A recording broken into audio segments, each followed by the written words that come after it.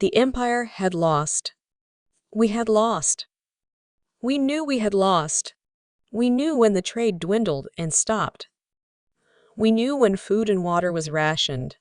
But we truly knew we had lost when we saw the younglings return as cripples, the few who did return to their families.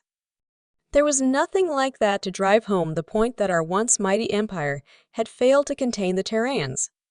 Apart from seeing the Terrans arrive on our own cradle planet, that is, arriving, and after dispatching the remnants of our once proud fleet, landing, we saw big white Terran all-terrain vehicles driving through our cities. We saw white Terran atmospheric crafts flying overhead. We saw the small bipeds in biosuits surveying and documenting the remaining structures, while other bipeds kept an armed watch. We knew they were planning how to restructure the planet to suit their needs. We knew that everything from the biosphere and down to the crust would be altered. We knew because the Empire had done so countless times. As we briefly met out of sight from them, we asked ourselves how bad the changes would be. As we shared what little foods there was left, we speculated on the oxygen levels and bacterial flora the Terrans would require to thrive. And as we parted, we wondered how many of us might survive the changes. Not many would survive or be allowed to survive, we knew. But perhaps enough would that they might dare dream once again, generations down the line.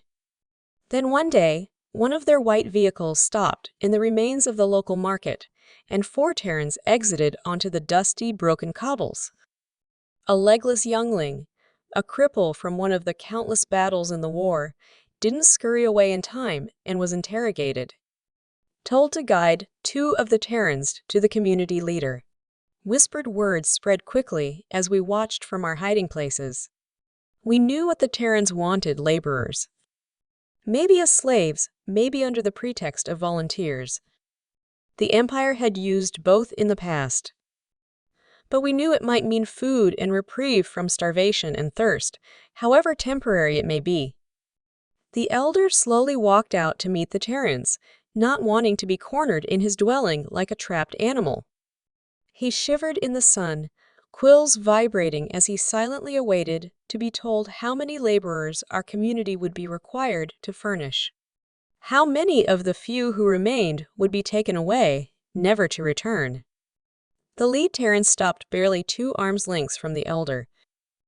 The silent street became even more silent as we watched from the shadows, straining to hear. The Terran lifted its arms and took off the biomask. Its eyes turned red as it stood unprotected in the acrid air. Then it spoke. Not in the Terran language, not in interlingua, but in our own tongue, the language our once prideful empire had not allowed any subjugated species to speak. "Venerable Elder," it said, "what is this community's most critical needs? What can Terra do to help rebuild this village, this community?" The hardest part of writing is titles. This is an expanded version of a response to a writing prompt a couple of years ago.